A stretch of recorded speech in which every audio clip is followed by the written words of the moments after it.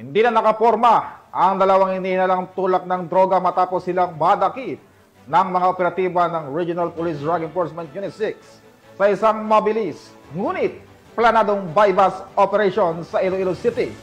Nakabalita dyan si Patroluman Julibel Abior.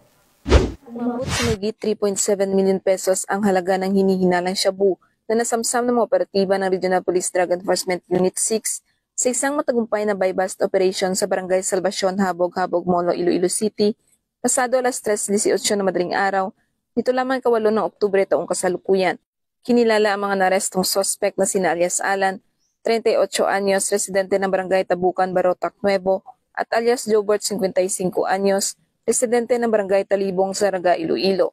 Ayon kay Police Captain Glenn Suleman, hepe ng RPDEU 6, mahigit isang buwan nilang isinailalim sa surveillance ang mga suspect matapos matukoy na muling nagsasagawa ng bentahan ng ilegal na droga sa Iloilo City at mga karating probinsya. Dagdag pa ni Police Captain Suleman, dati nang nakulong si alias Alan noong 2021 at nakalaya noong 2022, habang si alias Jobert naman ay nakulong noong 2017 at nakalaya lamang nitong 2024, kapwa dahil sa mga kasong may ugnayan sa ilegal na droga.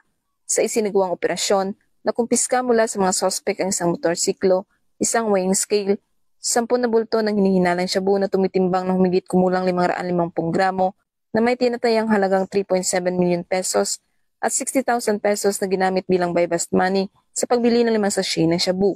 Batay sa investigasyon, itinuturing na bodegero at distributor ang mga suspect ng ilegal na droga sa Iloilo City at sa lalawigan ng Iloilo. Sa ngayon, ang mga naarestong suspect ay naharap sa kasong paglabag sa Republic Act 9165 o ang Comprehensive Dangerous Drugs Act of 2002. Ang matagumpay na operasyon ay patunay ng patuloy na determinasyon ng Iloilo PNP sa ilalim ng pamumuno ni Police Brigadier General Josefino D. Ligan, Regional Director ng Pro-6, upang tapusin ang operasyon ng mga sindikato ng ipinagbabawal na droga at mapanatili ang kapayapaan at kaligtasan ng mamamayan ng Western Visayas.